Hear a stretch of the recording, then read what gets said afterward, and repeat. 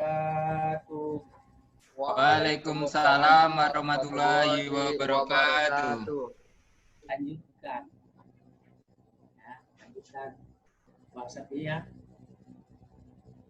Ya, Prof. Bahasa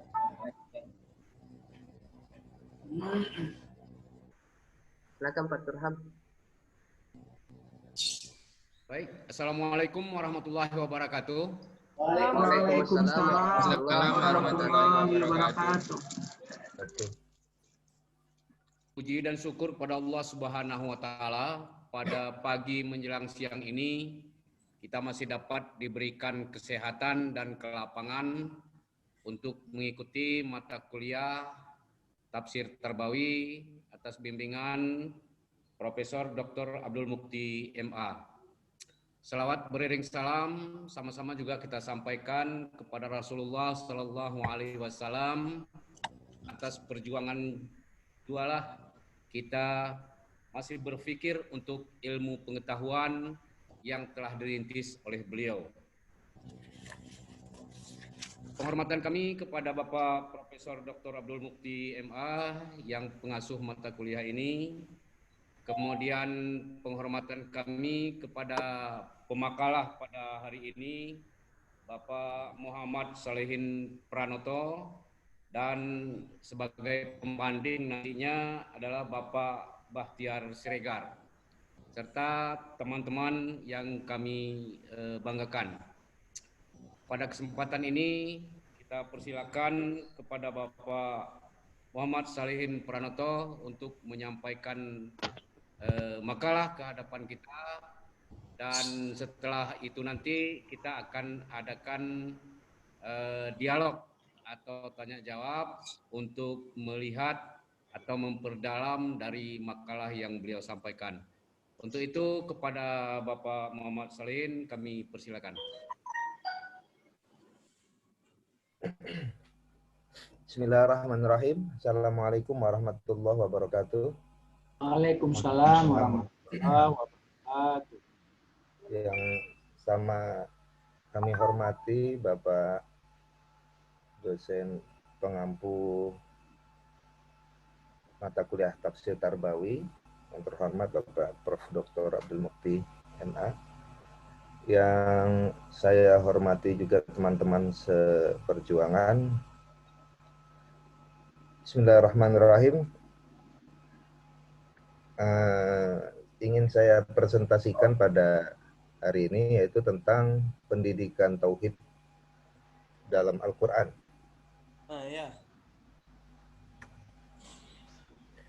Pendidikan tauhid merupakan pondasi dasar bagi setiap muslim.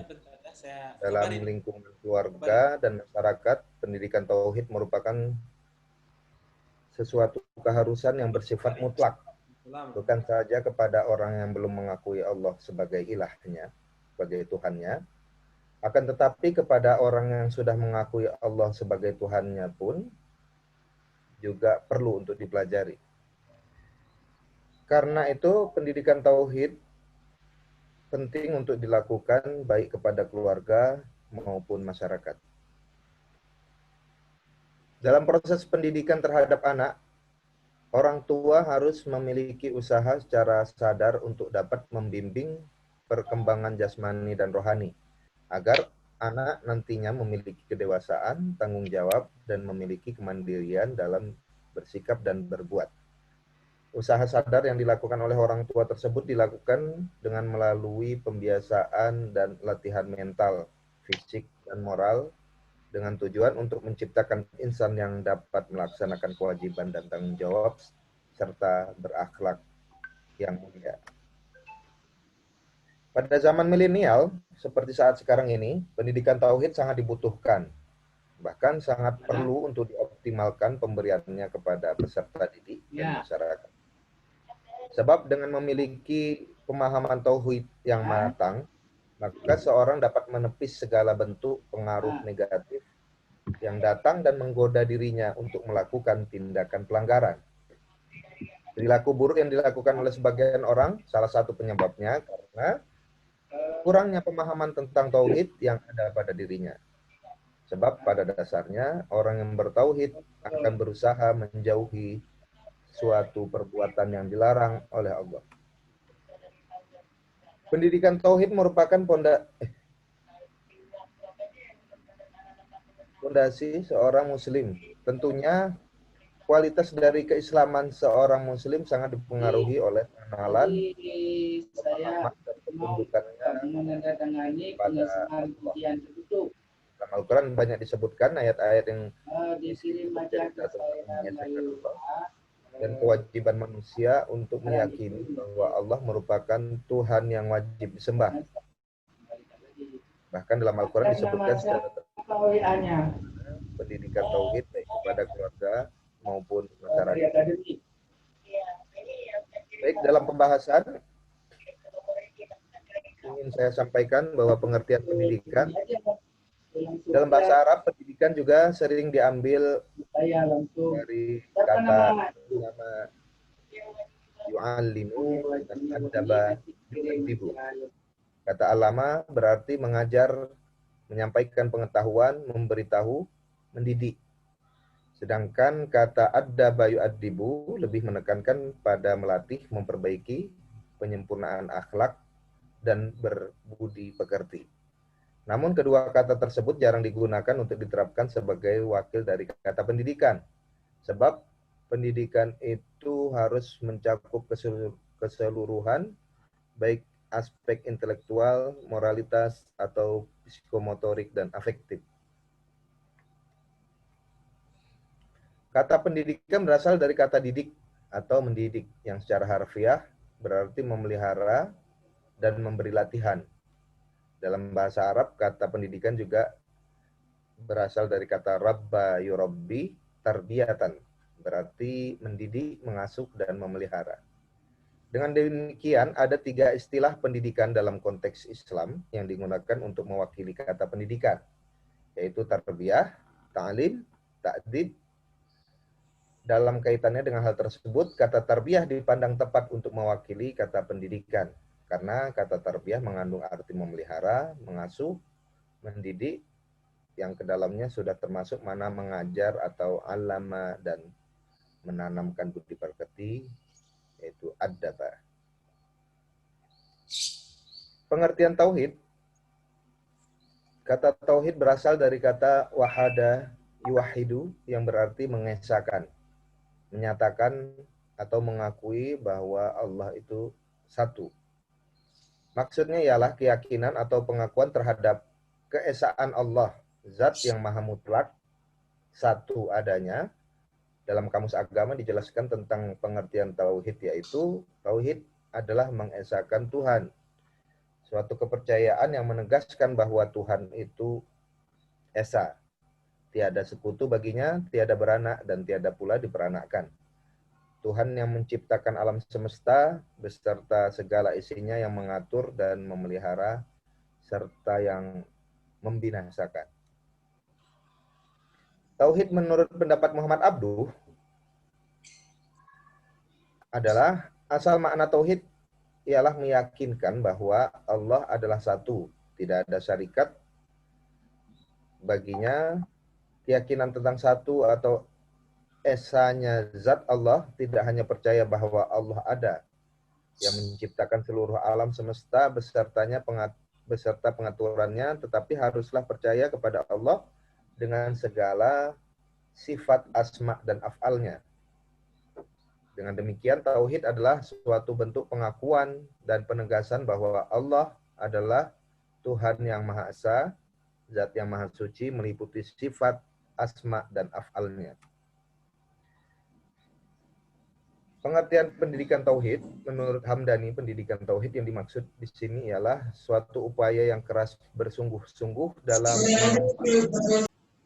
mengarahkan, membimbing akal pikiran, jiwa, kolbu, dan ruh kepada pengenalan dan cinta kepada Allah, dan melenyapkan segala sifat al-asma dan zat yang negatif dengan yang positif, serta mengekalkannya dalam suatu kondisi dan ruang. Menurut pendapat Khabib Agar siswa dapat memiliki dan meningkatkan terus-menerus nilai iman dan takwa kepada Allah, sehingga pemilikan dan peningkatan nilai tersebut dapat menjiwai tumbuhnya nilai kemanusiaan yang luhur. Dengan kata lain, pendidikan tauhid adalah upaya mengubah tingkah laku manusia berdasarkan ajaran tauhid dalam kehidupan melalui bimbingan, pengajaran, dan pelatihan dengan dilandasi oleh keyakinan kepada Allah semata. Hal ini sesuai dengan karakteristik ajaran Islam sendiri, yaitu mengesahkan Allah dan menyerahkan diri kepada Allah. Allah lah yang mengatur hidup dan kehidupan umat manusia dan seluruh alam. Adapun materi pendidikan tauhid, yang pertama adalah tauhid rububiyah. Tauhid rububiyah berasal dari kata Rabb, Robba yurobbi, tarbiyatan wa rububiyatan. Secara etimologis memiliki banyak makna, diantaranya mengembangkan, menumbuhkan, mendidik, memelihara, memperbaiki, menanggung, mempersiapkan, dan lain sebagainya. Menurut Raghib, asal kata Rabb ini adalah tarbiyah, yang berarti mengembangkan sesuatu, setahap demi setahap sampai sempurna. Kata Arab ini merupakan bentuk masdar yang dipinjam untuk isim fa'il. Apabila digunakan secara mutlak tanpa dikaitkan dengan sesuatu, maka hanya boleh untuk Allah yang memenuhi kemaslahatan segala sesuatu yang ada. Adapun rububiyah adalah kata yang dinisbahkan kepada Al-Rabb secara mutlak dan tanpa imbalan apapun. Oleh karena itu sebenarnya tanpa dihubungkan dengan kata apapun, kata tersebut sudah menunjukkan rububiyah Allah. Yang dimaksud dengan rububiyah Allah adalah penyandaran penciptaan makhluk hanya kepada Allah. Begitu juga dengan pengambilan hukum agama, ibadah, halal dan haram, dan sebagainya.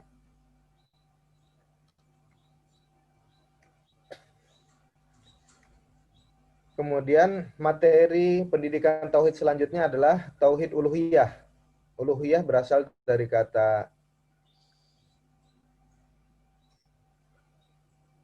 dari atas huruf hamzah, lam, ha. Ilaha, yang hanya mempunyai satu dasar, yaitu at-ta'abbud. Muradifnya atau sinonim dari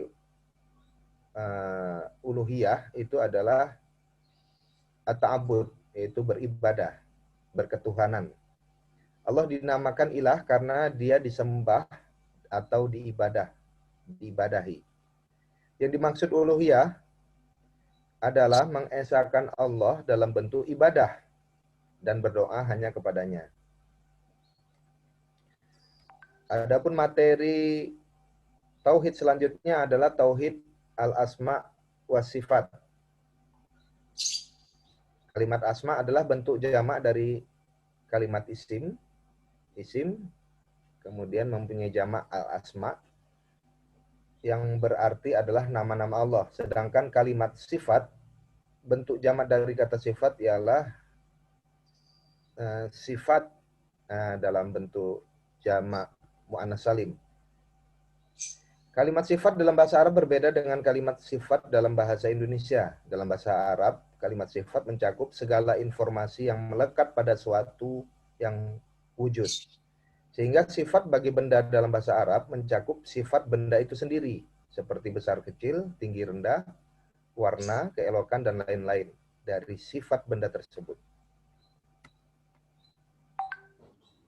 Sehingga mengesahkan Allah dalam hal nama dan sifat menuntut seorang muslim meyakini secara mantap bahwa Allah menyandang seluruh sifat kesempurnaan dan suci dari segala sifat kekurangan.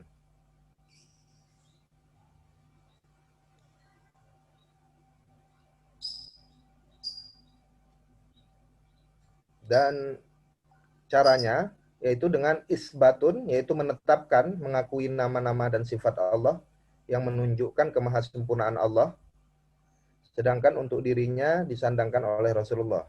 Dan nafyun, yaitu meniadakan, menolak nama-nama dan sifat-sifat yang menunjukkan ketidaksempurnaan Allah.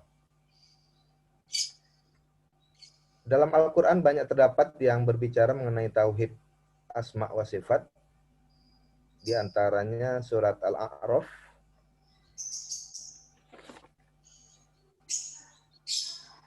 hanya milik Allah lah, yang artinya hanya milik Allah lah Asmaul Husna. Maka bermohonlah kepadanya dengan menyebut Asmaul Husna dan tinggalkanlah orang-orang yang menyimpang dari kebenaran dalam menyebut nama-namanya. Nanti mereka akan mendapat balasan terhadap apa yang telah mereka kerjakan. Baiklah, kesimpulan bahwa formulasi kalimat tauhid adalah kalimat thayyibah, yakni la ilaha illallah, yang berarti tiada Tuhan selain Allah. Dengan mengucapkan kalimat la ilaha illallah, seorang manusia tahu dan memutlakkan Allah sebagai Tuhan satu-satunya, sebagai Khalik, dan menisbikan selainnya sebagai ciptaannya. Dengan dasar ini, maka pendidikan tauhid menjadi suatu yang vital dalam kehidupan manusia. Sebab membekali dasar tauhid, manusia akan selalu ingat kepada Allah.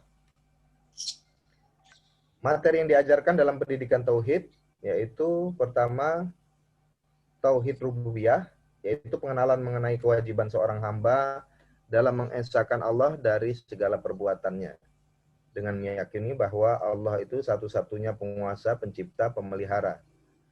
Kedua, materi tentang tauhid uluhiyah, yaitu pengenalan seorang hamba tentang kewajiban beribadah hanya kepada Allah. Dengan demikian, seorang hamba tidak boleh melakukan beribadah dan melakukan penyembahan kecuali hanya kepada Allah. Ketiga, materi tentang tauhid al-asma was sifat, yaitu pengenalan mengenai nama-nama dan sifat yang menunjukkan kemahakuasaan Allah. Baik, terima kasih. Demikian yang bisa saya sampaikan. Saya kembalikan kepada moderator. Baik, terima kasih kita ucapkan kepada Pak Muhammad Solihin Pranoto telah memaparkan kepada kita tentang pendidikan tauhid dalam Al-Quran. Semoga ini menjadi bahan renungan pada kita semua. Sebelum kita lakukan dialog ataupun tanya jawab, ada pembanding utama Bapak Bahtiar Siregar. Untuk ini kami persilakan Pak Bahtiar. Baik, terima kasih kepada... Halo, dengar suara saya Pak Turham? Ya, dengar Pak. Oke. Terima kasih kepada Pak Turham yang sudah mempersilahkan saya sebagai pembanding pada hari ini. Pertama, hormat kami yang sama-sama kita hormati adalah dosen pembimbing kita, yaitu Bapak Profesor Dr. Pak Mukti, dan juga yang kita hormati sama-sama yaitu Pak Solihin sebagai pemateri, sebagai pakarnya pada hari ini tentang tauhid ataupun pendidikan tauhid. Baik, di sini saya akan memberikan komentar atau pendapat beberapa hal terkait dengan materi yang sudah Bapak sampaikan sama kami dan juga materinya udah Bapak kirimkan bersama kami. Yang pertama, setelah saya membaca-baca daripada isi makalah Bapak Solihin, luar biasa bagus.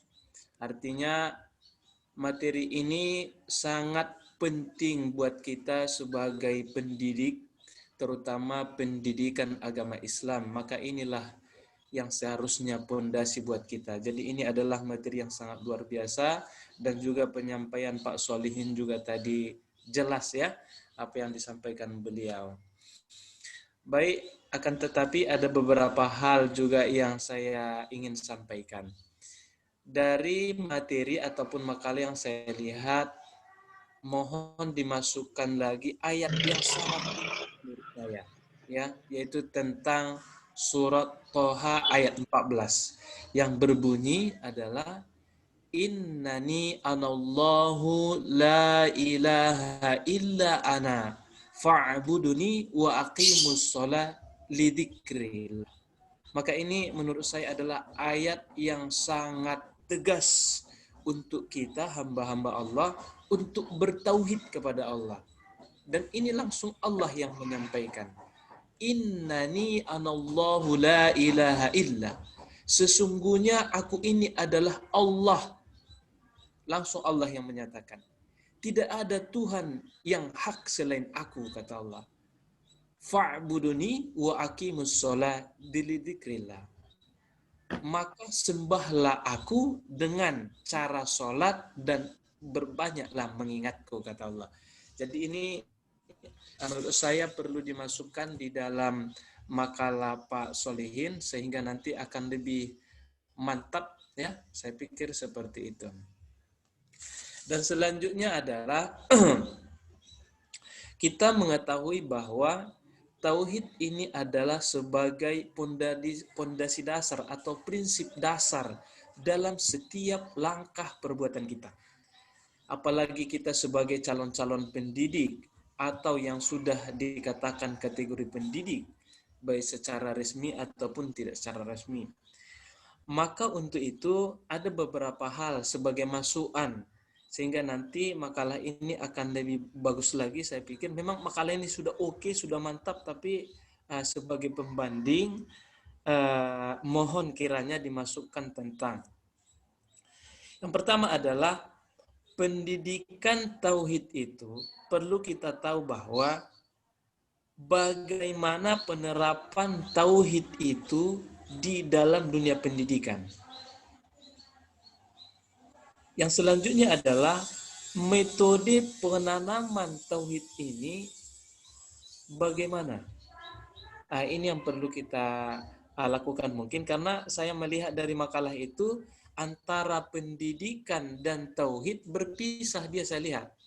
Pendidikan dijelaskan, tauhid dijelaskan gitu, ya. Jadi mohon kiranya digabungkan kedua-duanya, pendidikan tauhid. Nah, sehingga jelas dia. Pendidikan tauhid itu yang bagaimana? Bagaimana metode dalam pendidikan tauhid ini di dalam dunia pendidikan. Sehingga gini, kalau kita merujuk tadi yang disampaikan oleh Pak Solihin, ada tauhid uluhiyah, ada tauhid rububiyah, ada tauhid asma wa sifat, ini sangat luar biasa. Artinya kan kita manusia itu adalah harus ada ketiga-tiganya ini di dalam hati kita sebagai manusia, sehingga kita dikatakan adalah orang yang bertauhid. Ketika kita meyakini, yaitu adalah tauhid rububiyah, kita meyakini bahwasanya Allah itulah yang menciptakan dan mengatur. Dan saya pikir bukan hanya umat Islam yang yakin ini. Semua manusia yang mampu dia berpikir dan mengaktifkan logikanya pasti akan berpikir. Pasti ada yang menciptakan alam semesta ini dan pasti ada yang mengaturnya. Tapi kita umat Islam tidak cukup dengan tauhid rububiyah. Maka konsekuensi daripada tauhid rububiyah lahirlah yang namanya tauhid uluhiyah. Dengan yakinnya kita umat Islam ini bahwasanya Allah itu adalah pencipta dan pengatur alam semesta dan segala isinya ini, maka konsekuensinya adalah kita harus taat dan patuh kepada Allah dengan tauhid uluhiyahnya, yaitu adalah dengan dasar kita beribadah hanya kepada Allah. Yang ketiga adalah ada namanya tadi tauhid asma wa sifat. Kalau di dalam bahasa Indonesia berbeda dengan bahasa Arab. Kalau bahasa Arab dalam konteks ini asma wa sifat dalam arti sebutan dan namanya, sebutan nama dan juga sekaligus sifat yang ada di nama itu. Ya, contohnya Allah diberikan nama Ar-Rahman, Ar-Rahim. Ya, sebutan Allah Ar-Rahman, maka Ar-Rahim, maka memang Allah itu Maha Pengasih lagi Maha Penyayang. Seperti itu.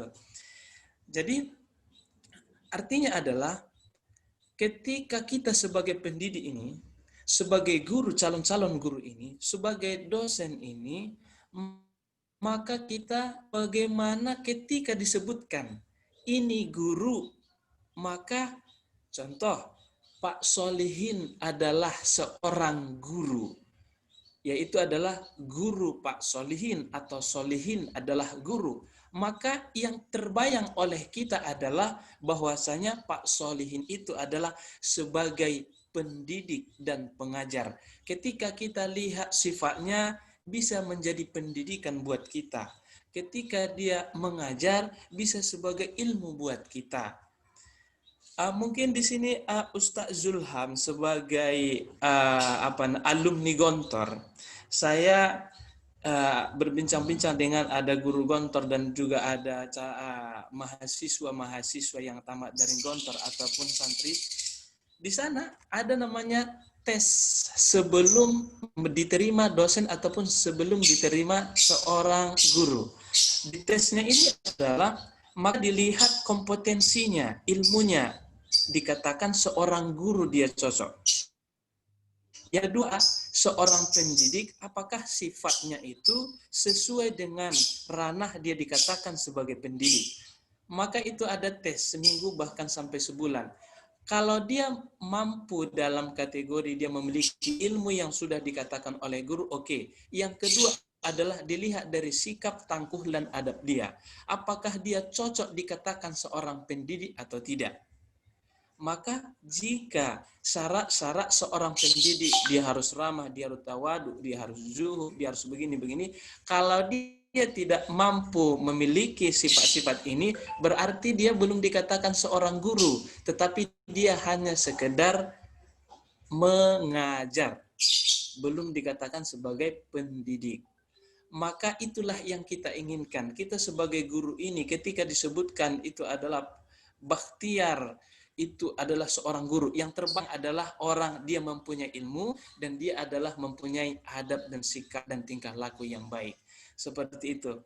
Artinya adalah bagaimana ya kemampuan tauhid ini menjadikan kita sebagai pendidik ini adalah mempunyai pengetahuan, mempunyai ilmu pengetahuan, dan juga kita mampu sebagai seorang pendidik bagi anak-anak kita, mahasiswa kita, siswa kita, dan juga di sekeliling kita.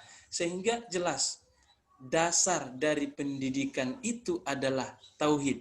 Maka pendidik yang bertauhid adalah bisa sebagai rujukan dalam konteks ilmu pengetahuan dan juga adab. Seperti itu. Jadi artinya adalah mohon ditambahi di makalah ini bagaimana metode pendidikan tauhid dalam pendidikan. Mungkin itu aja saya sebagai pembanding.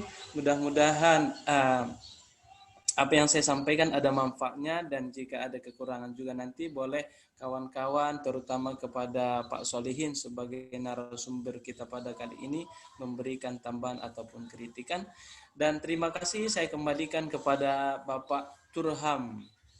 Terima kasih. Assalamualaikum warahmatullahi wabarakatuh. Waalaikumsalam warahmatullahi wabarakatuh. Baik Bapak Ibu serta Prof. Abdul Mukti yang kita banggakan. Terima kasih dari Pak Bahtiar Segar tadi. Minimal ada dua hal yang sangat penting sekali untuk dimasukkan ke dalam makalah tadi.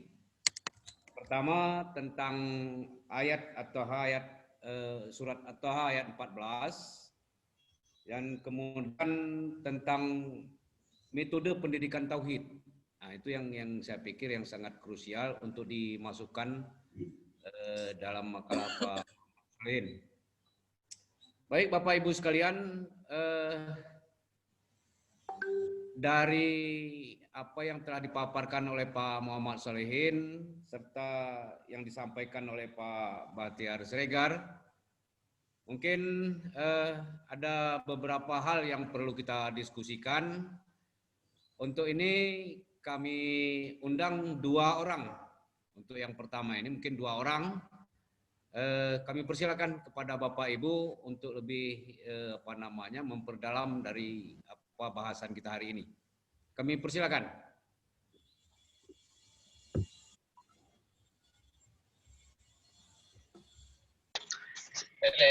Saya bisa masuk, Pak Turham? Ya, silakan Pak. Ini kondisi lagi di perjalanan sama rombongan pengusaha-pengusaha besar ini kan. Jadi mau pertama menyambung yang disampaikan Bapak Kandidat Dr. Bakhtiar Siregar MPD tadi soal makna Allah dalam Al-Quran tadi. Ini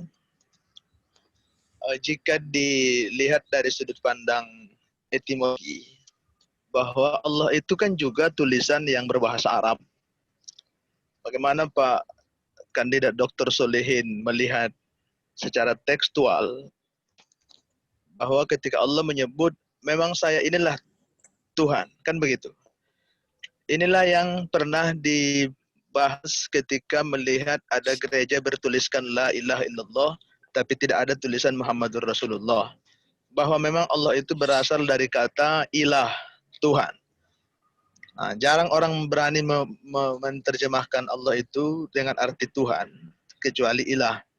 Nah, kira-kira maksud saya supaya Bapak Solihin nanti lebih memperdalam lagi soal makna statement keras dari Allah Subhanahu wa taala bahwa memang tidak ada Tuhan, hanya Dia. Tidak ada lagi. Kemudian yang kedua, ini soal aliran tauhid, Pak Solihin. Ada hadis Nabi menyebutkan lebih dari 70 aliran tauhid akan beredar dan hanya satu yang diterima. Kemudian para ulama sampai hari ini tidak bisa memberikan jawaban yang pasti mana yang dimaksud satu di antara sekian banyak golongan aliran tauhid itu. Nah, jika berbicara dengan uluhiyah, rububiyah dan asma wa sifat tadi, ini kan masih masih terlalu sedikit yang bisa kita ambil untuk apalagi mengaitkan dengan metode pendidikan tauhidnya. Nah, jadi yang mau saya tanyakan terkait dengan hadis itu, apakah Pak Solihin bisa mengambil statement seperti makalah yang Bapak buat? Karena di makalah Bapak juga di antara beberapa teori tauhid itu saya melihatnya hampir semua kutipan, referensi. Nah, jadi Pak Solihin tidak membuat pendapat pribadinya sebagai penulisnya. Nah, jadi hanya mengutip dari beberapa pendapat para penulis. Lalu bagaimana pendapat Pak Solihin sendiri tentang ada aliran tauhid yang berpotensi ditolak atau diterima kebenarannya? Kemudian berkaitan juga pengembangan pertanyaannya bahwa masih dengan aliran tauhid ada juga yang dikenal dengan istilah Jabariyah, Qadariyah, bahkan Khawarij dan lain sebagainya. Ini kan aliran tauhid.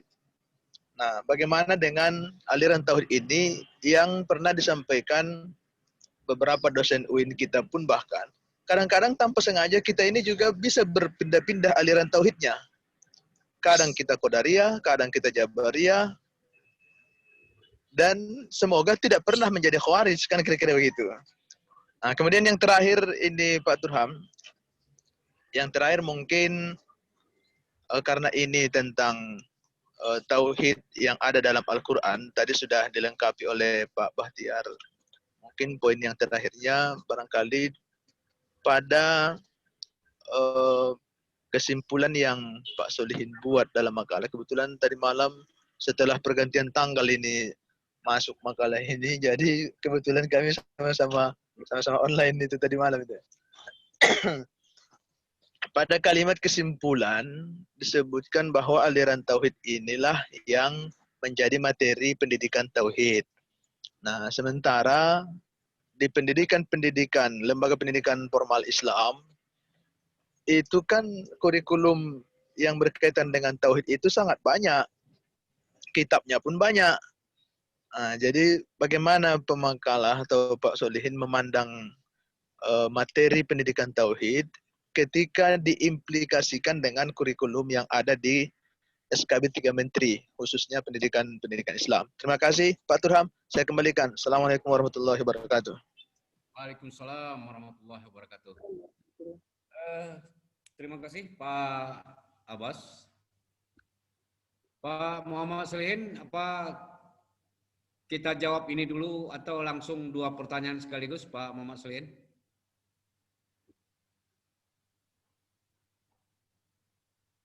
Halo Pak Muhammad Solihin. Ya, boleh Pak. Ya, Saya tanggapi dulu. ya, dipersilakan. Ya, baiklah. Terima kasih kepada Pak Bahtiar dan Pak Abbas telah menyampaikan beberapa masukan dan pertanyaan dalam makalah ini. Untuk Pak Bahtiar, pada poin pertama, surat Toha ayat 14, memang tidak semua ayat yang saya masukkan memang Pak, karena dalam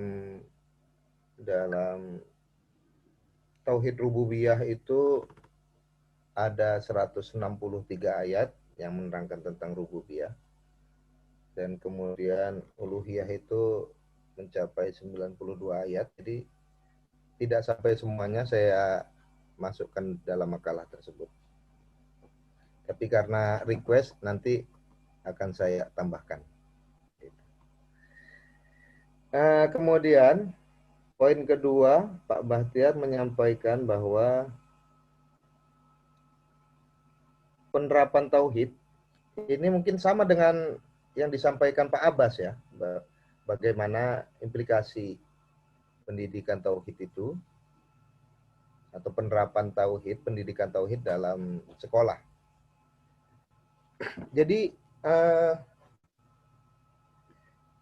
yang pernah saya lihat sebuah sekolah di Tanjung Pura itu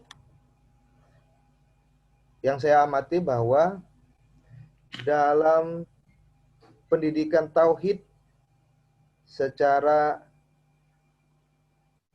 uluhiyahnya, uluhiyah itu menyampaikan bahwa kita itu percaya dan yakin bahwa Allah lah satu-satunya Tuhan. Sehingga menduluankan Tuhan dalam setiap hal. Dalam hal ini, pendidik itu menyampaikan kepada peserta didik. Menyampaikan bahwa setiap apapun yang akan kita lakukan, itu harus kita duluankan Allah. Nah, itu bagi saya itu adalah konsep uluhiyah. Kita menyampaikan, mentransferkan kepada peserta didik bahwa mau makan pakai doa, mau mandi baca doa, mau belajar pun pelajaran apapun itu baca doa. Nah, sehingga bagi saya itu adalah praktek dari pendidikan tauhid uluhiyah. Nah, jadi kita menyadarkan, mentransferkan kepada peserta didik bahwa pokoknya kita harus menomorsatukan Allah. Yuk kita mau belajar, yuk mulai pelajaran kita dengan berdoa. Jadi menyadarkan peserta didik dalam beraktivitas apapun itu Allah duluan. Baca doa. Begitu. Nah, kemudian dalam rububiyahnya kita bisa sampaikan bahwa Rabbun, Allah itu memelihara, mendidik, membimbing. Yang perlu kita sampaikan kepada peserta didik bahwa anak-anak semua faham itu bukan karena Bapak. Tapi karena Allah menyampaikan, memberi pemahaman kepada anak-anak melalui Bapa. Sehingga mentauhidkan pola pemeliharaan dan pendidikan Allah itu sampai kepada anak. Begitu, Pak. Adapun dalam tauhid asma dan sifat, Allah itu Maha Penyayang, sehingga kita menyampaikan, nak, Allah itu Dia Maha Lembut. Nah, sehingga kita harus menyampaikan dan mengenalkan nama-nama dan sifat-sifat Allah dengan semua aktivitas yang ada di kelas. Nah, jadi dari pertanyaan Pak Bahtiar dan Pak Abbas yang bisa saya sampaikan, bahwa sebetulnya praktek dari tauhid ini sebetulnya nomor yang Anda tuju sedang tidak dapat mudah perlu inovasi. Nah, jadi semacam itu menurut saya adalah penyampaian yang harus kita sampaikan. Tapi tidak semua pendidik yang bisa menyadarkan atau dia bisa menyampaikan hal tersebut.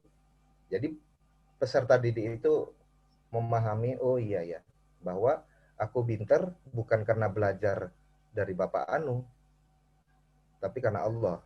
Allah menyampaikan ilmu atau pemahaman kepada kita. Begitu cara mendidik Allah. Adapun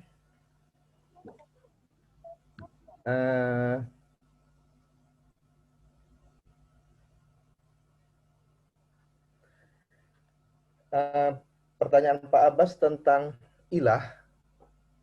Ilah memang betul bahwa ilah itu berasal dari bahasa Arab.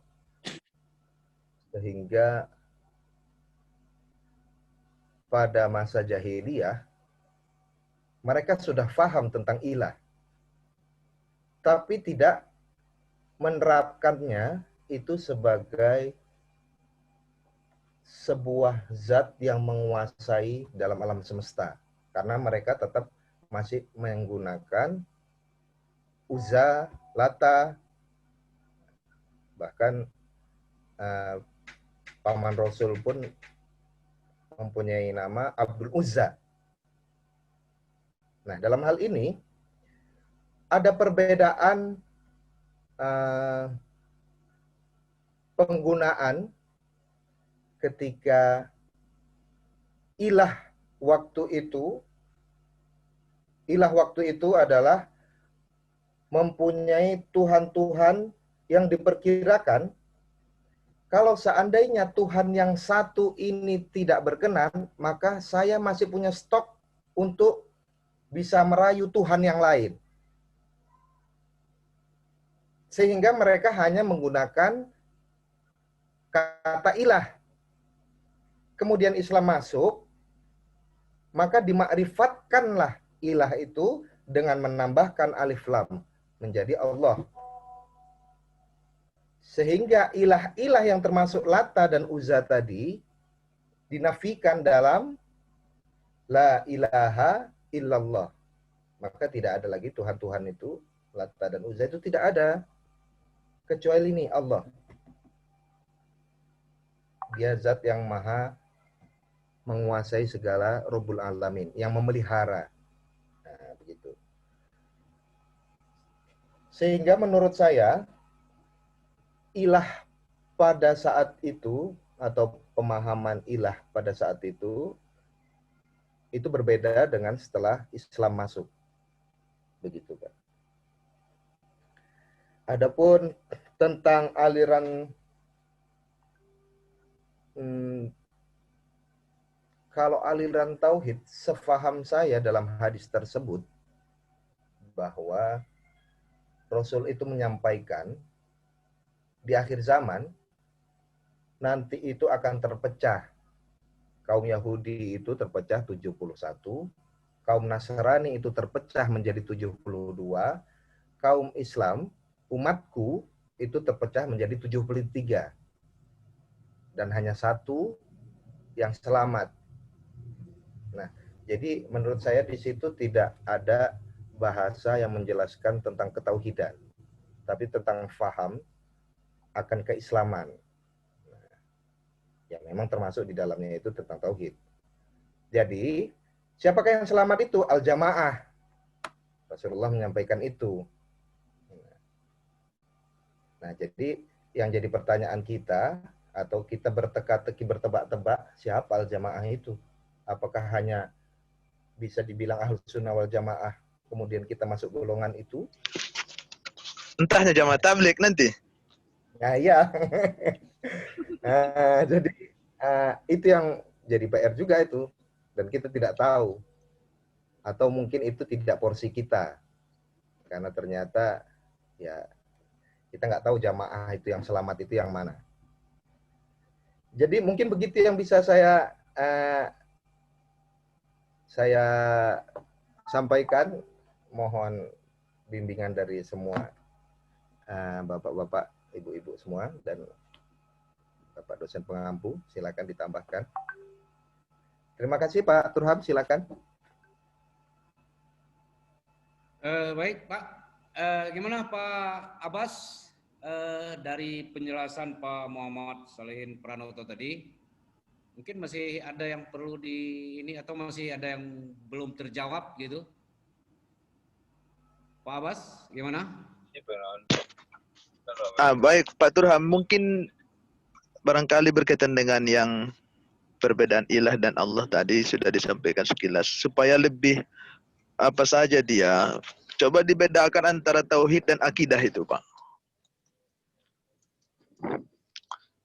Secara baik sudut pandang teori nanti mungkin akan lebih duduk dia, sehingga saat kapan baru disebut ilah dan saat kapan disebutnya Allah, walaupun itu adalah Tuhan yang sama. Karena tadi Pak Sholihin justru menjabarkan ilah pada masa jahiliyah, bahwa ada Tuhan ini, Tuhan ini, Tuhan ini, kan begitu. Sementara Al-Quran juga menggunakan kata yang sama, masih juga ada ilah. Nah, itu yang saya maksud tadi, supaya ini beda makna arti tauhid itu dengan arti akidah. Walaupun Indonesia sampai hari ini perguruan tingginya belum membedakan master teologinya, belum ada master akidahnya kan. Nah, saya kira mungkin itu saja tambahannya Pak Turham. Terima kasih, saya kembalikan. Baik, terima kasih Pak Abbas. Kemudian kita apakan lagi kepada kita semua ini, Bapak Ibu.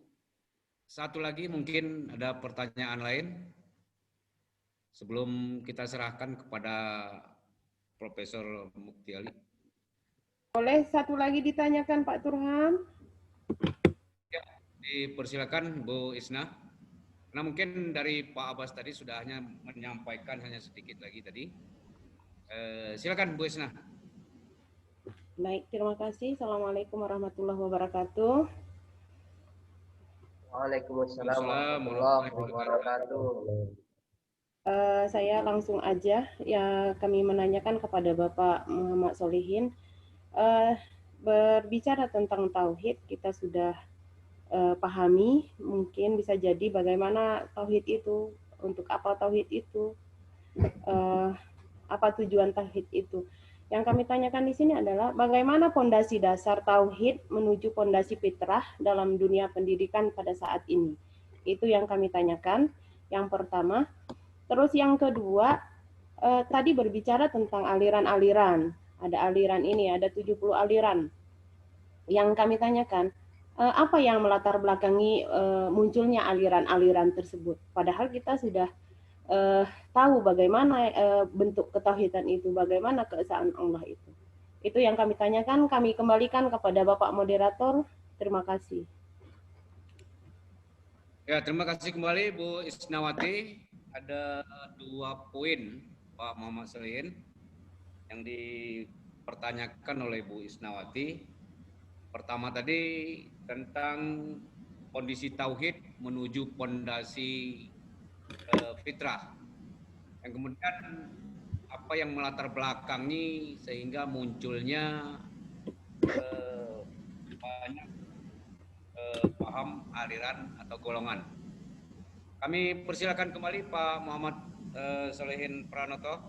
Ya, baik, terima kasih Bu Isna sudah berkenan memberi pertanyaan seputar fondasi ya. Fondasinya jelas bukan semen, Bu. Ini fondasi keyakinan. Jadi maksudnya adalah jadi begini Bu, yang saya pahami bahwa Allah itu sebetulnya telah memberi fondasi dasar. Ini masih ceritanya di alam ruh. Dalam ayat itu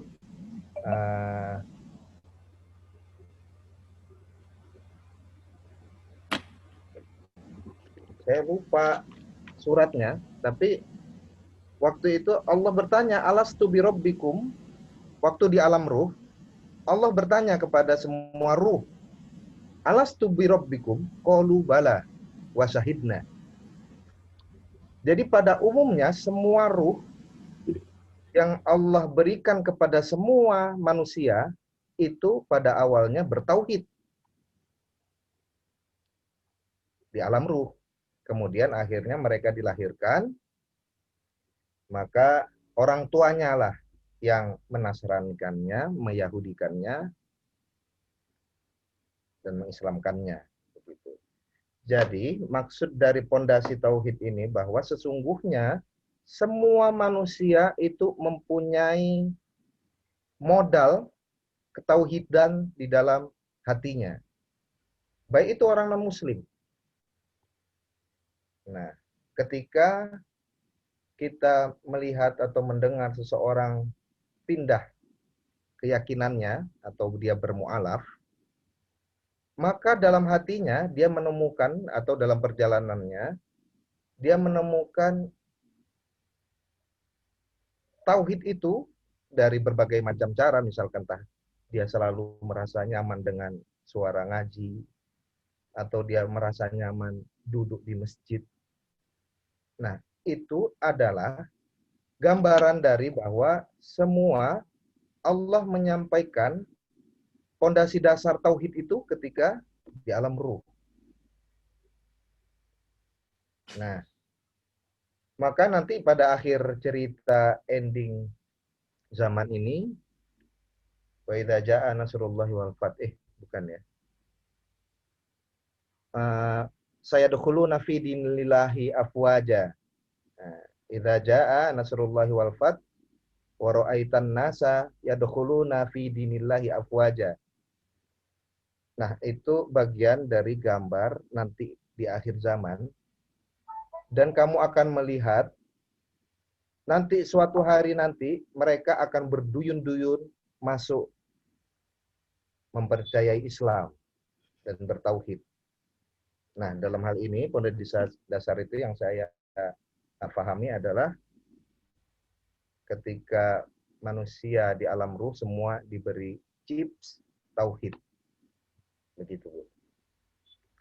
Adapun pertanyaan yang kedua, yaitu mengapa kok bisa aliran tersebut jadi banyak? Pertama itu adalah yaitu hadis Rasul. Hadis Rasul, Bu, yang menyampaikan bahwa nanti di akhir zaman akan terbagi 73 dan hanya satu yang selamat. Nah, dalam sudut pandang saya 73 itu tidak menutup kemungkinan itu sangat mudah terjadi karena semakin lama hidup ini semakin maju kehidupan, semakin pintar. Orang yang pintar itu makin banyak. Sehingga dengan kepintarannya dia merasa bisa membuat firqah sendiri, bisa membuat keyakinan sendiri, bisa membuat pandangan sendiri, dan akhirnya terpecahlah menjadi 73 faham tentang Islam itu. Namun yang selamat hanya satu, yaitu al-jamaah. Siapa al-jamaah? Saya juga nggak tahu, belum dapat saya kisi-kisinya, belum tahu saya dapat bocorannya. Terima kasih, mungkin itu yang bisa saya sampaikan kepada Bu Isna. Selebihnya kami harapkan dari penjelasan Bapak dosen pengampu. Terima kasih Pak Turhab, silakan. Baik, Pak Solihin. Bagaimana Bu Isnawati? Apakah masih ada keraguan dari jawaban tadi atau ada kata pasti begitu? Ya. Silakan Bu Isna. Masih. Tadi yang dijelaskan bagaimana dasarnya pondasi tauhid itu. Yang kami tanyakan sebenarnya pondasi dasar tauhid itu menuju pondasi fitrah untuk untuk dunia pendidikan itu seperti apa yang kami maksudkan sebenarnya. Terus kalau yang kedua tadi yang kami tanyakan apa yang melatar belakangi bermunculannya aliran itu, paham-paham itu, bukan dalam artian pemahaman arti dari aliran itu yang kami maksudkan Pak Solihin. Sebenarnya sudah ada jawabannya, cuman belum ke arah yang kami maksudkan. Yang Bapak jelaskan tadi sudah betul. Itu tadi katanya kalau aliran itu karena banyaknya paham, banyaknya pikiran, kayak gitu, maka itulah yang dikatakan dengan aliran. Yang kami maksudkan dari paham-paham yang ada itu bermunculan itu kenapa harus ada begitu? Padahal kita sudah tahu Al-Quran sama hadis itu adalah dasarnya, kan begitu. Kami kembalikan kepada moderator. Baik, gimana Pak Solihin? Ya. Dari apa yang disampaikan Ibu Isna tadi mungkin masih belum lengkap mungkin penjelasannya gitu. Jadi ya, masih ganjel silakan ya. Pak Solihin. Masih ada mengganjal gitu. Iya. Maksud begini, kalau dalam penerapannya fondasi dasar tersebut bahwa saya pernah diberi pesan dari guru saya ketika kita mengajar itu saya sempat merasa apatis karena yang saya sampaikan kok nggak ngerti-ngerti. Sehingga guru saya menyampaikan bahwa dalam mendidik itu sama seperti dalam beragama. Tidaklah ikroha. Jadi tidak ada paksaan. Jangan dipaksa. Karena kemampuan peserta didik kita itu tidak sama. Tapi jangan khawatir. Jadi karena saya sudah ngempas, kok saya sudah berbagai macam cara, metode, kok nggak ngerti-ngerti. Jadi supaya nggak ngempasnya, kemudian guru saya itu menyampaikan, kamu udah nggak usah khawatir. Karena sesungguhnya di dalam hati mereka itu sudah ada Allah. Jadi nanti biar Allah yang menuntun dan melanjutkan usahamu itu. Jadi maksud yang mungkin saya bisa berikan kepada Bu Isna, berikan pemahaman maksudnya, bahwasanya dalam hubungannya dengan peserta didik, fondasi agama, fondasi tauhid tadi tetap kita sampaikan, dan dalam aplikasinya ya seperti yang saya sampaikan tadi bahwa kita harus mengarahkan seorang pendidik itu mengarahkan segala sesuatu dalam perbuatan itu dahulukanlah Allah dengan doa. Mungkin itu yang sedikit bisa saya tambahkan. Dan adapun aliran tadi, manusia pasti akan berkembang dengan semua dinamikanya. Sehingga dalam pemahaman tauhid sekalipun, itu akan selalu berkembang dengan sudut pandangnya masing-masing dan dengan kepentingannya masing-masing. Bisa jadi ada kepentingan dalam memahami menafsirkan ayat-ayat tauhid. Bisa jadi. Untuk kepentingan sesuatu, mungkin itu bisa jadi. Sehingga dengan latar belakang tersebut, maka terpecahlah beberapa faham-faham atau orang memahami tentang ayat-ayat tauhid tersebut. Mungkin begitu yang bisa saya tambahkan sedikit. Terima kasih Bu Isna dan Pak Turham. Baik, Pak Soen, bagaimana Bu Isna? Oke ya. Boleh Oke, menambahkan oke. Pak Turham? Boleh menambahkan sebab lahirnya aliran-aliran itu? Ya, dipersilakan Pak. Baik, saya akan menambahkan sedikit tentang sebab lahirnya aliran-aliran tauhid dalam Islam, bahwa sebab lahirnya aliran itu karena pada masa Rasul masih hidup, problema dan permasalahan teologi di kalangan umat Islam belum muncul. Waktu Rasul masih hidup, belum muncul masalah teologi.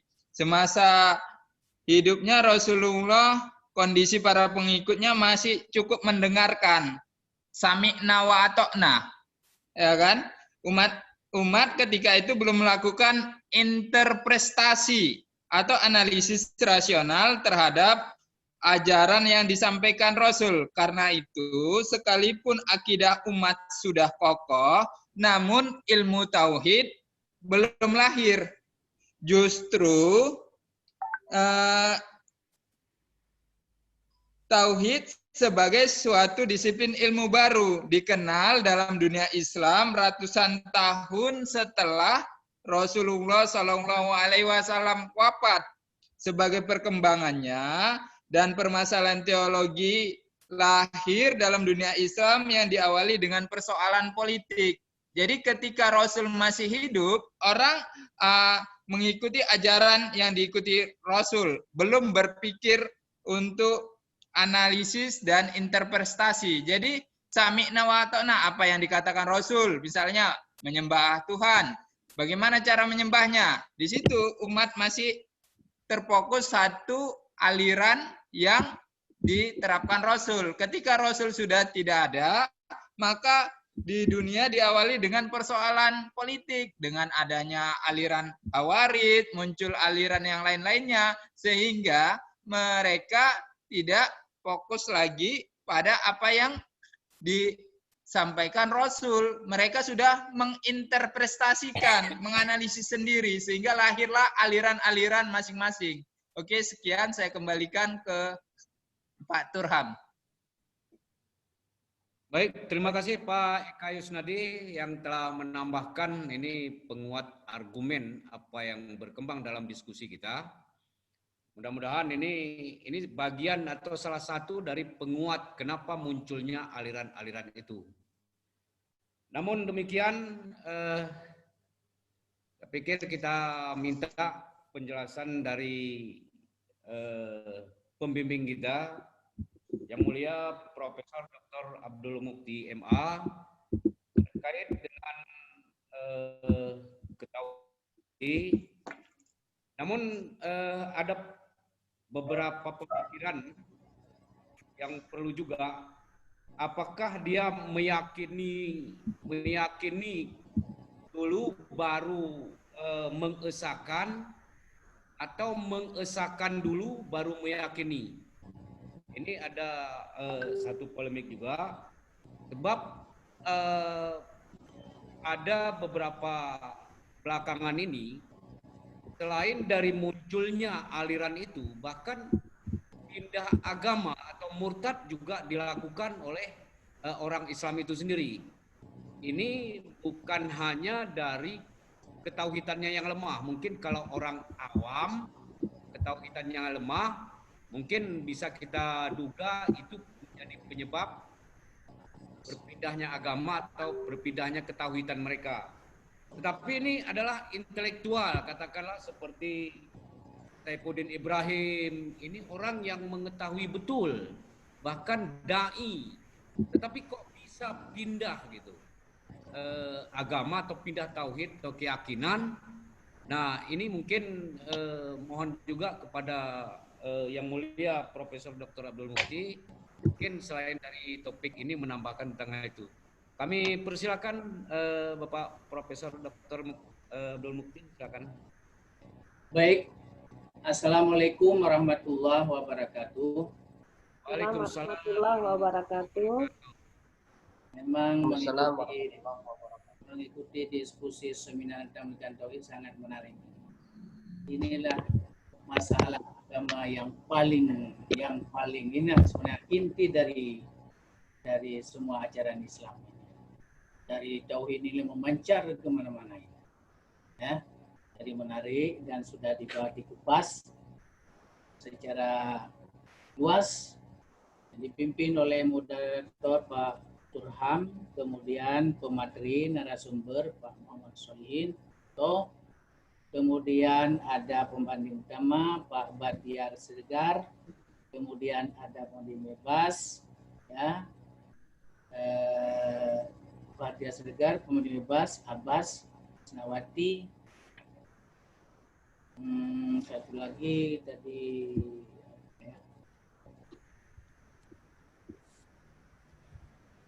Eka Yusnaldi, Prof. ya, Eka Yusnaldi ya. Oke. Jadi begini, kalau kita bicara masalah tauhid, ini masalah setua dengan manusia ini. Bukan hanya dimulai dari Islam ya. Ya, sejarah manusia. Kemudian ada kaitannya dengan rukun iman. Jadi rukun iman yang 6 perkara itu, yang pertama adalah beriman kepada Allah. Nah, Allah, ya. Jadi rukun iman pertama Allah. Nah, tadi Pak Siregar bicara ilah Allah, ya. Ilah itu umum. Kalau bahasa Arab nggak pakai alif lam. Kalau sudah pakai alif lam, ma'rifah. Ilahun umum. Kristen, non-Muslim, Tuhan juga panggil. Tetapi kata ilah itu dimasukkan kata alif lam menjadi Allah. Dan Allah ini dari Islam. Bahasa Arab, Allah sendiri tadi mengatakan innani anallah. Bahasa Arab bukan bahasa Ibrani, bukan bahasa kitab-kitab yang lain. Nah, tadi Batiar sudah menyebut innani anallah. Kan? Saya Allah. Di bahasa Arab. Jadi coba dengar orang Kristen menyebut Allah. Itu dari bahasa Arab. Ya. Itu meremehkan bahasa Arab. Sebenarnya kalau bahasa Arab semua orang harus sebut sesuai dengan bahasa Arab. Allah harus sebut. Kenapa orang Kristen sebut Allah? Allah. Nah, itu salah kan? Memang orang Kristen itu memutarbalikkan fakta. Jadi jamaah-jamaah Kristen sekarang baru tahu itu bahwa ajaran yang sudah mereka ikuti yang lama-lama itu bohong, tak benar. Ya, inilah berkat gencarnya dai-dai kita sekarang. Mulai dari Zakir Naik, kemudian di negeri kita juga Nababan, kemudian juga Yahya Waluni,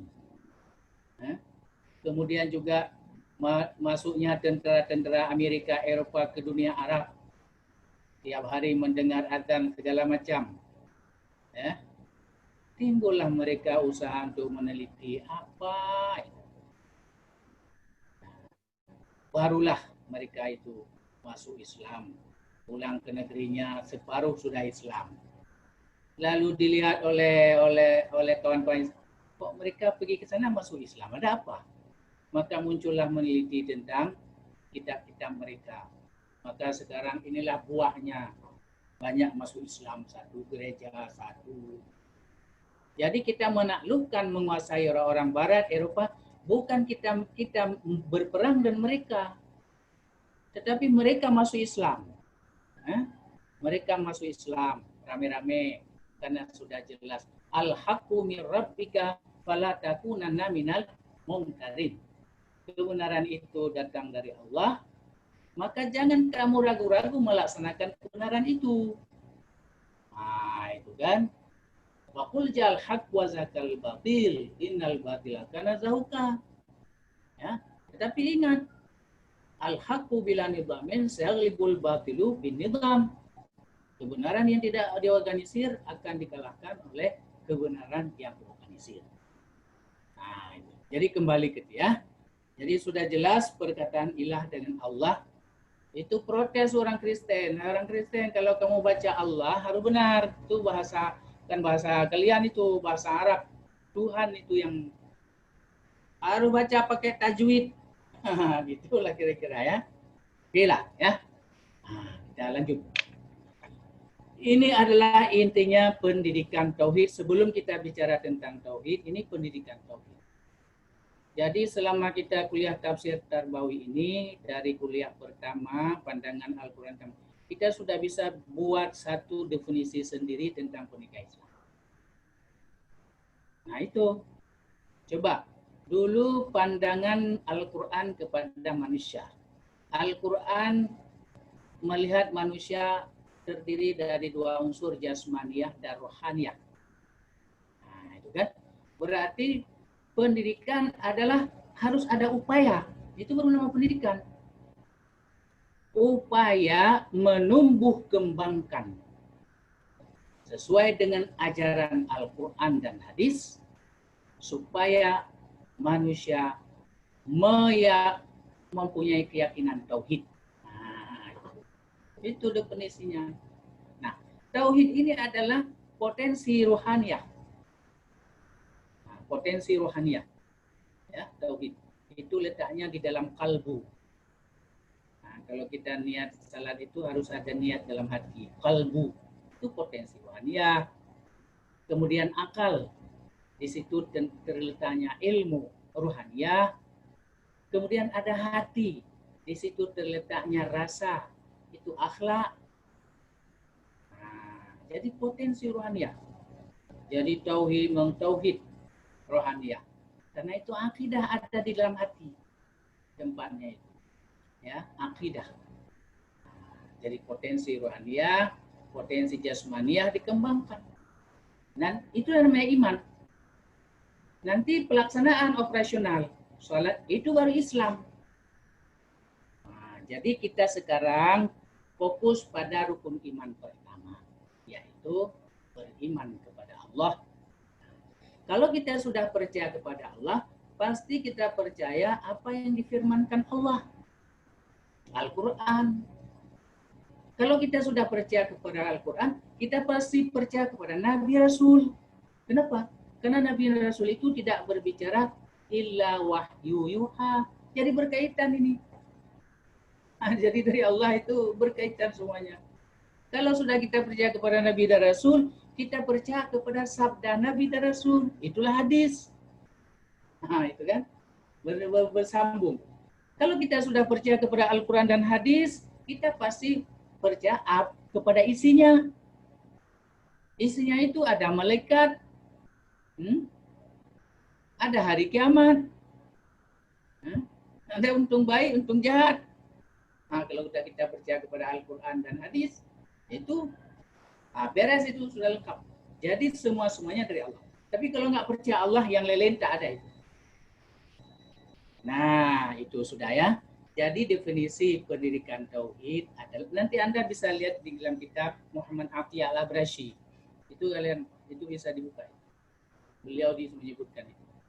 Jadi kita buatlah definisi pendidikan Islam versi tafsir Tarbawi, yaitu upaya mengembangkan potensi jasmaniah dan rohaniah manusia untuk mempunyai akidah tauhid. Tapi kita sudah akidah tauhid tadi sudah disebut sama siapa tadi, sudah menyebut sejarahnya itu dari sejarahnya itu dari sebelum lahir. Alastu birabbikum. Kan di situ kan. Bukankah aku ini Tuhan kalian? Ya, semua menjawab. Itu sejarah. Jadi bukan sejak iman Islam. Nah, Jadi sejak manusia di alam ruh. Alam ruh artinya manusia itu belum punya jasmani, baru rohaninya. Makanya ruh itu berasal dari Tuhan. Jadi mungkin usia ruh itu sama dengan usia ya kan? Tapi baru kita alam kurnia bersatu. Nah, di situ ini katakanlah ini deklarasi ini. Deklarasi manusia bertauhid melalui perjanjian dengan Tuhan. Bukankah aku ini Tuhan kalian? Semua menjawab, qalu bala, benar ya Allah. Semua tunduk kepada Allah waktu itu. Ketika di alam ruh, nggak ada yang mengatakan bukan. Aku nggak ada itu. Nggak ada yang interupsi. Sami'na wa ta'na. Jadi manusia selama di alam ruh patuh sekali sama Tuhan. Setelah lahir ke dunia nanti kita lihat ada yang kafir, ada yang jadi mengingkari janjinya dengan Tuhan. Itulah alam lagu. Engkau yang berjanji, engkau yang mengingkari, gitu kan? Nah, jadi manusia itu lain dulu, lain sekarang. Dulu patuh sama Tuhan. Dah lahir ke dunia, itu godaan, ya, tantangan, ya. Oke, itu deklarasi. Jadi Isnawati tadi mempersoalkan fondasi tauhid bagaimana ke fitrah. Fitrah itulah dia tauhid itu. Dari mana dia tahu? Hadis Nabi. Kullu mauludin yuladu 'alal fitrah. Manusia dilahirkan atas fitrah. Fitrah itu artinya itu pengakuan tauhid, itulah namanya. Jadi tauhid ketika itu masih potensi, belum real. Ya. Nah itu. Jadi ayat itu, hadis itu menerangkan itu tadi, alastu birabbi. Ya. Nah, jadi kita lahir ke dunia tidak kosong seperti kertas putih, tidak. Kita sudah membawa potensi tauhid. Nah, tidak seperti John Luke. John Luke manusia itu seperti kertas putih, kosong pong. Tak ada apa-apa. Tak tahu dia itu tauhid. Itu bedanya ya. Nah, jadi tauhid ini barang berharga, lebih berharga dari emas yang dibawa manusia, setiap manusia yang lahir. Inilah tauhid, ini sumber kebahagiaan. Lalu setelah lahir baru diikrar. Asyhadu an la ilaha illallah. Sudah. Nah, baru ikrar, baru dia beroperasi. Ya. Nah, baru dia sudah proklamasi lah istilahnya. Diproklamasikan imannya itu yang sudah dibawa sejak lahir. Itu asyhadu an la ilaha. Dan kemudian diulang-ulang lagi dalam setiap salat. Maka sebelumnya salat itu tempat memperbaharui iman kita kepada Allah dan kepada Nabi. Setiap setiap tasyahud kan ada asyhadu an la ilaha illallah asyhadu anna muhammadar rasulullah. Setiap khatib berkhutbah asyhadu an la ilaha illallah. Itu artinya memperbaharui. Kadang-kadang iman kita itu sudah berkarat. Atau iman kita itu kadang-kadang sudah redup. Kalau iman redup, makanya amal ibadah juga redup. Kalau iman hilang, maka amal ibadah pun hilang sama sekali. Tidak ada lagi. Itu mendasar sekali. Nah, kalau iman redup, sembayang-sembayangnya juga redup. Oke ya. Itu ya Isnawati ya. Nah, jadi sambil apa ya? Sambil. Jadi itu dulu ya. Kemudian saya lanjutkan dulu ini pentingnya saya. Jadi Pak Turham, Anda tadi mempertanyakan iman dulu atau ilmu dulu? Kalau kita lihat sejarah, ya iman dululah. Ya, semuanya sudah mengucapkan iman. Ya. Kemudian setelah lahir nanti baru proklamator menyatakan. Ada deklarasi, ada itu. Kalau bahasa agama itu di apa namanya mengucap 2 kalimat syahadat. Ya. Tapi saudara, dalam perjalanannya tauhid itu setelah lahir manusia berbeda-beda. Ada yang konsisten dengan pengakuannya itu, lalu menjadi mukmin yang taat, tapi ada sebahagian yang mengingkari tadi. Lalu dia jadilah Yahudi, Nasrani, ya. Tapi lalu mereka masuk lagi ke dalam Islam, masuk kembali ke basic. Nah, tetapi mereka kali ini masuk lagi ke basic setelah penelitian yang mendalam. Setelah mereka mempelajari, ya, tentara-tentara Amerika itu dikirim ke Syria, ke Irak, di sana mendengar bang azan tiap hari. Tak ada kerja lain kalau nggak berperang. Setiap waktu salat asar, sudah setahun 2 tahun, terpikir juga lah apa yang dibaca itu. Kan begitu kan. Lalu mereka masuk Islam. Nah, jadi begitu Pak Turham ya. Jadi mereka itu melalui ilmu dulu, kognitif, pelajari. Begitu juga jamaah-jamaah Kristen yang ada di mereka yang tadinya tidak boleh mengusik-usik, tidak boleh nanya-nanya, tidak seperti kita dalam Islam. Boleh diskusi, tanya, ya, mengapa di dalam agama Kristen kan nggak boleh. Begitu juga agama Kristen tidak boleh berkhutbah siapa saja, nggak boleh, nggak seperti dalam Islam. Semua orang bisa, saya asal dia bisa. Jadi memang bohong mereka itu. Karena dalam Quran sudah Nabi Isa sudah mengatakan ini Abdullah Mubasyirina, dan mengatakan saya ini adalah hamba Allah yang membenarkan musaddiqina yang membenarkan apa yang dibawa oleh Nabi terakhir ismuhu. Itu dibuang itu dalam kitab Injil itu. Saya tidak tahu kalau mereka patuh harus masuk Islam itu. Dibuang, jamaahnya nggak tahu. Nah, jadi mereka sekarang sudah dibuka kebohongan. Sudah terbuka kodok pendeta kedok. Sudah terbuka. Tahu. Ini al-haqqu mir rabbika, kebenaran itu. Kebenaran itu benar dari Tuhan. Maka jangan sekali-kali kebenaran itu. Ragu-ragu melaksanakan kebenaran. Makanya salah satu ciri orang yang tidak merugi wa tawasau bil haq. Itu kan ada tugas kita mewasiatkan orang untuk melaksanakan kebenaran. Kalau pelanggaran kebenaran, kalau pelaksanaan kebenaran dilanggar, maka terjadilah seperti sekarang hoax segala macam, terjadi penindak terhadap ustaz-ustaz, tidak boleh berceramah, kalau berceramah harus pakai. Nah, ini tawasau ini salah satu unsur ibadah. Kalau tidak ditegakkan kebenaran, maka ibadah tidak bisa dilaksanakan. Oleh karena itu, orang yang melakukan amal saleh juga rugi. Nah, itu rugi. Begitu juga orang perlu juga watawasau bisabri, mengingatkan orang selalu sabar itu teguh hati, tidak mudah goncang, ya kan? Tabah, tidak mudah goncang, itu kan? Nah, apalagi terutama masa Covid, banyak nyawa yang hilang, banyak yang hilang pekerjaan semuanya. Kalau nggak ada sabar bagaimana? Termasuk juga sabar dalam sembahyang. Baru selesai takbir sudah mau salam aja itu. Akibatnya apa?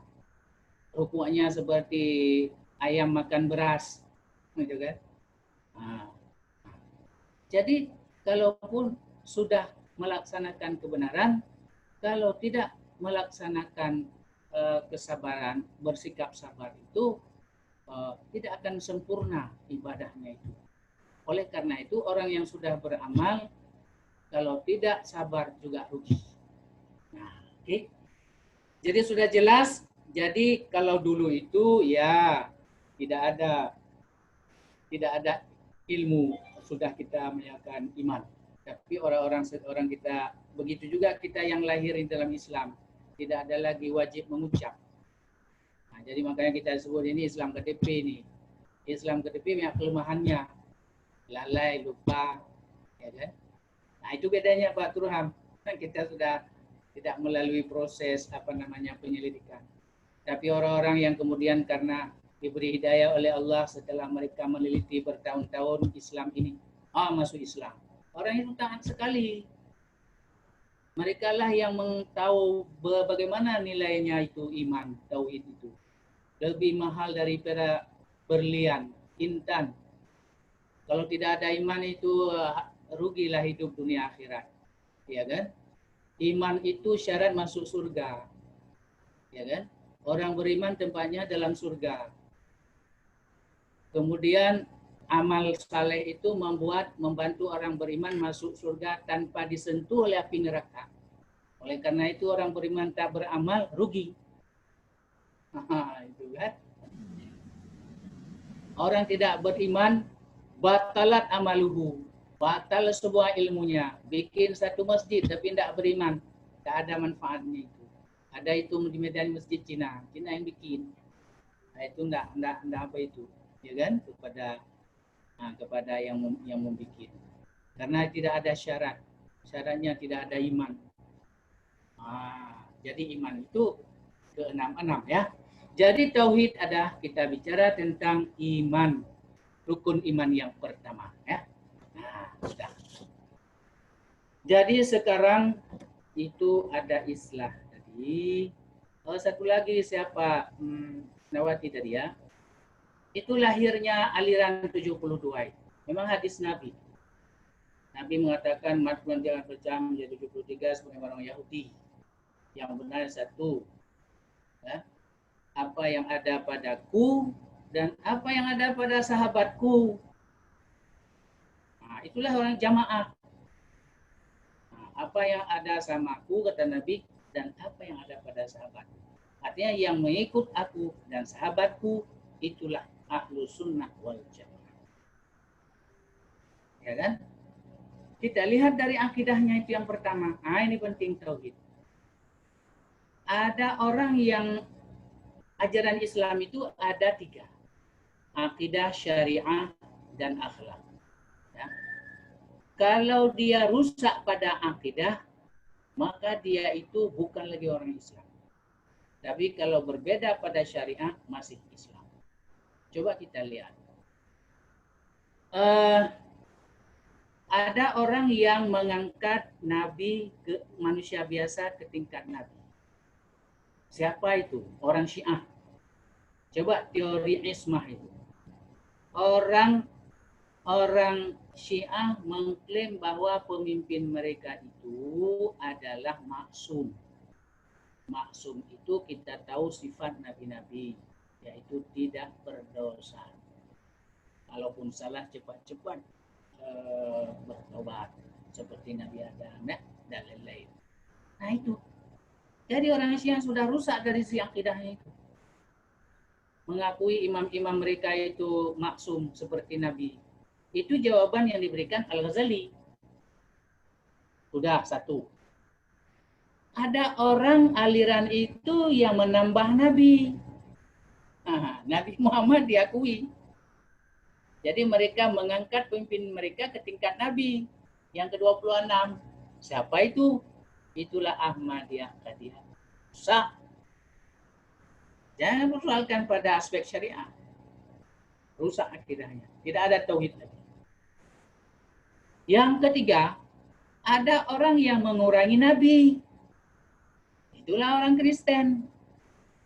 Stop sampai Yesus. Enggak ada lagi Nabi Muhammad. Rusak. Jadi kerusakan orang Kristen lebih parah, mengurangi Nabi. Yang kedua, mereka lebih maju, lebih parah lagi, mengangkat manusia ke tingkat Tuhan. Sedangkan orang Ahmadiyah hanya ke tingkat Nabi. Mereka orang-orang Kristen ke tingkat Tuhan. Itu aspek akidahnya rusak. Jadi timbullah teori Trinitas dalam Kristen. Ada Tuhan Bapa, ada Tuhan apa. Kita tadi rububiyah, uluhiyah, satu lagi asma was, itu tetap satu. Tuhan itu juga. Tetapi dari tempat menyembah amal ibadah, tetap Tuhan itu satu. Bukan semacam seksi-seksi. Dalam agama Hindu lain lagi. Trimurti. 3 oknum ketuhanan. Pakai seksi. Yang menjadikan, yang memelihara, yang merusak.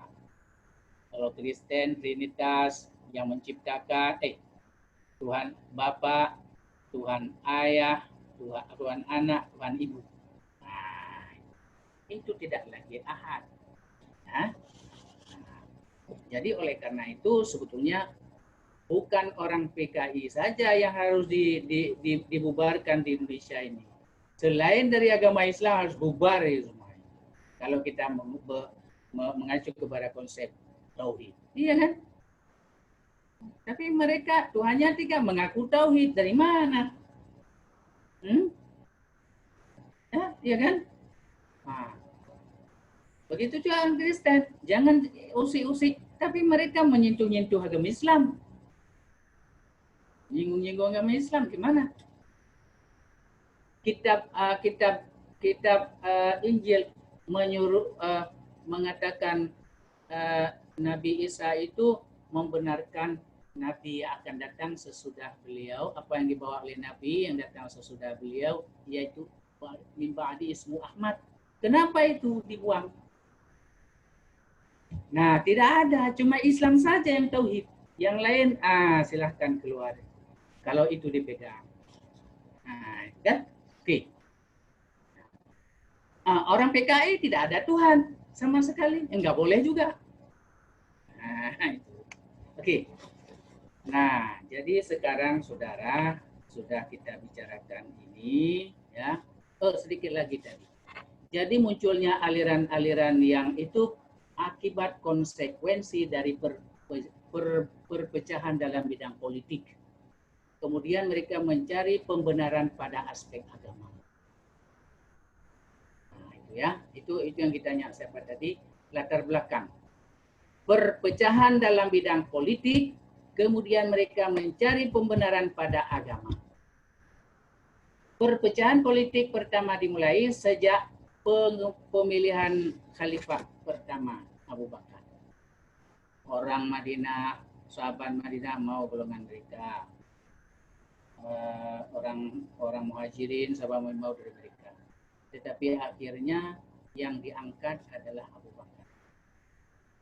Orang-orang yang memilih Abu Bakar itulah cikal bakal ahlu sunnah wal jamaah. Catat itu.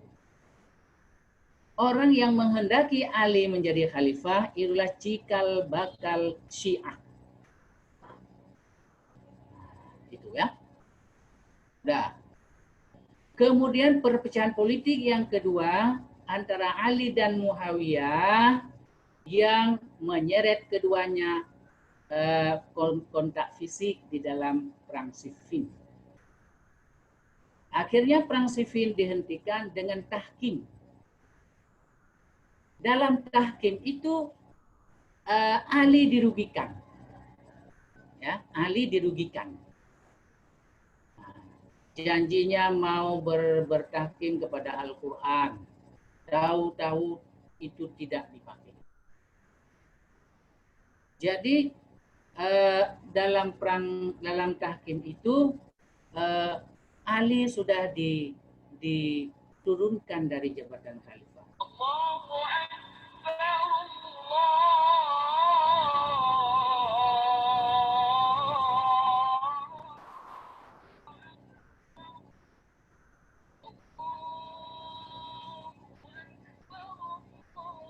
Ini sekarang adzan di apa saya ini. Tidak tahu saya mematikan.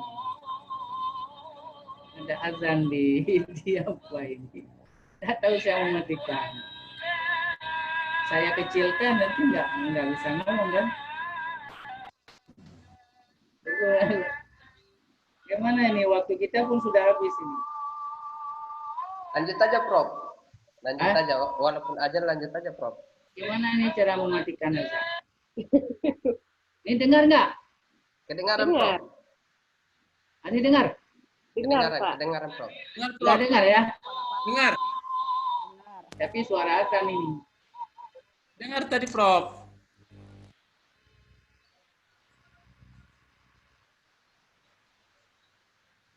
Dengar ini? Dengar, Kedengaran, Prof. Prof. Dengar. Oke, mantap. Dengar, Prof.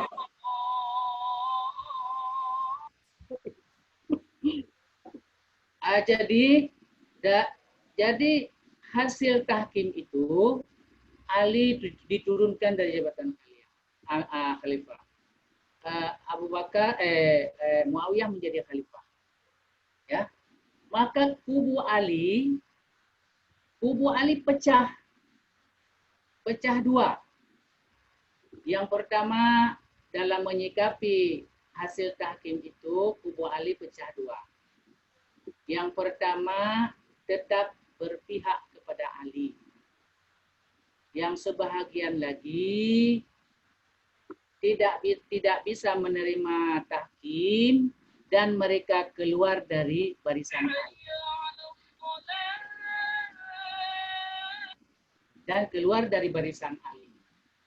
Nah, dan mereka itu menuduh Ali, Muawiyah, Amr bin As sudah kafir. Sudah kafir, ya. Lalu mereka mencari pembenaran memakai Al-Quran ayat wa man lam yahkum bima anzalallah faulaika humul kafirun. Orang yang tidak berhukum dengan Al-Quran, itulah mereka itu orang kafir. Ya. Makanya orang kafir menurut mereka harus dibunuh. Ali harus dibunuh, Muawiyah harus dibunuh, ya, Amr bin As harus dibunuh, ya.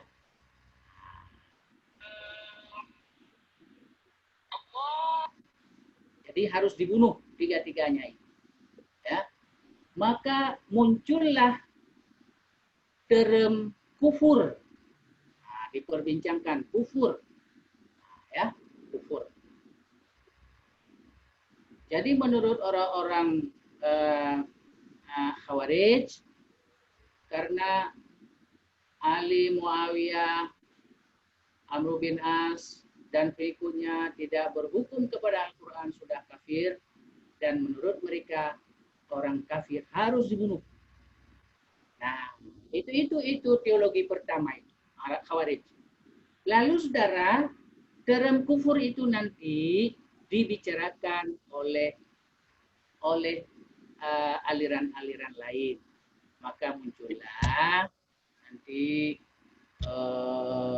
Jabariyah, Qadariyah,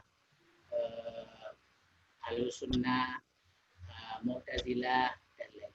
Masing-masing ada cabangnya itu. Cabangnya banyak, ada yang 10, ada yang lebih. Jadi oleh karena itu saudara, nah nanti muncul yang lain. Orang yang sudah tidak menjalankan, orang kafir itu nggak harus dibunuh. Ya, orang yang tidak menjalankan hukum dengan Al-Quran tidak harus dibunuh. Itu nanti dia dihukum oleh Allah. Kalau dia mengucap 2 kalimat syahadat, dia tetap Islam. Nah, itu nanti muncullah orang-orang Ahlus Sunnah wal Jamaah. Kalau orang Ahlus Sunnah wal Jamaah itu tidak orang kafir, harus dibunuh, tapi dia perlu tobat. Nah, lahirlah Ahlus Sunnah wal Jamaah, ya kan? Nah, nanti lahirlah kata yang lain begini. Jadi orang itu nggak perlu dibunuh, itu nanti hukum sama Tuhan. Nah, muncullah Qadariyah, Jabariyah. Nah, jadi begitulah ya. Sampai nanti terakhir jumlahnya sampai 70. Ya. Jadi saya kira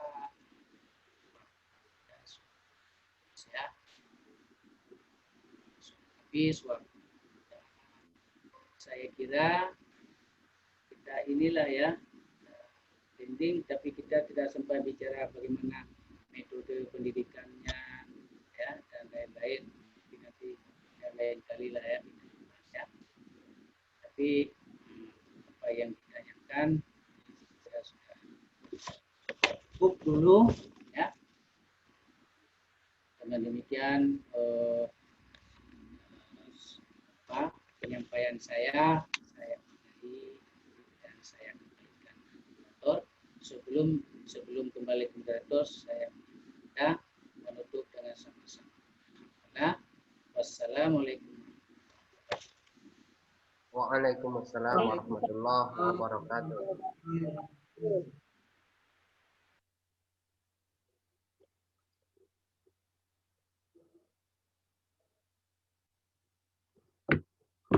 Mikrofonnya Pak Turham belum aktif. Mikrofonnya Pak Turham. Baik, terima kasih kita ucapkan kepada Bapak Pembimbing Mata Kuliah Tafsir Terbawi, Bapak Profesor Dr. Abdul Mukti MA, yang telah memberikan pencerahan dan pendalaman dari materi yang kita bahas pada hari ini. Dan saya juga selaku moderator mohon maaf mungkin ada kesalah kata atau mungkin kekeliruan dalam penyampaian dan mempersilakan. Kami juga mohon maaf kepada kita semua dan saya kembalikan kepada Bapak Kosma. Saya akhiri. Assalamualaikum warahmatullahi wabarakatuh. Waalaikumsalam warahmatullahi wabarakatuh. Langsung keluar, Prof ya. Sudah.